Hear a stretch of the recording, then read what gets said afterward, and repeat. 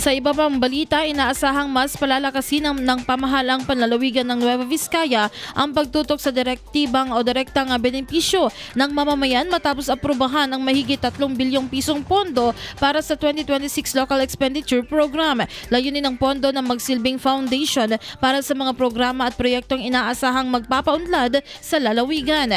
Ayon kay Gobernador Jose Gambito, ang budget na pinagtibay sa ilalim ng Appropriations Act 2025-1 ay nakahanay sa pangmatagalang development plan ng lalawigan at sa kanyang advokasiyang Gayem Teumili na isinusulong ang prinsipyong walang maiiwan, dekalidad na serbisyo at pagkakaisa tungo sa kaunlaran. Kabilang sa mga pangunahing prioridad ng 2026 Local Expenditure Program ang agrikultura at seguridad sa pagkain, kalusugan at serbisyong panlipunan, edukasyon at pagpapaunlad ng kakayahan ng mamamayan, infrastruktura tulad ng kalsada, Kabantayan Project, gayon din ang turismo, kultura at pangangalaga sa kalikasan.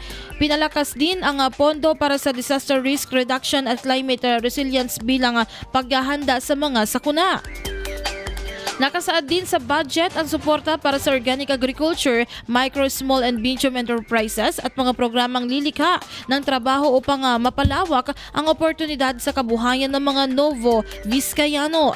Binigyang diin ni Gambito na ang budget ay hindi lamang listahan ng gastusin kundi isang malinaw na pangako na ang bawat pisong ilalaan ay may katumbas na konkretong resulta para sa mamamayan. Pinasalamatan din ng gobernador ang sangguniang panlalawigan sa mabilis na pagpasa ng programa na aniyay magsisilbing susi sa mas tuloy-tuloy na pag-unlad ng Nueva Vizcaya. IFM News.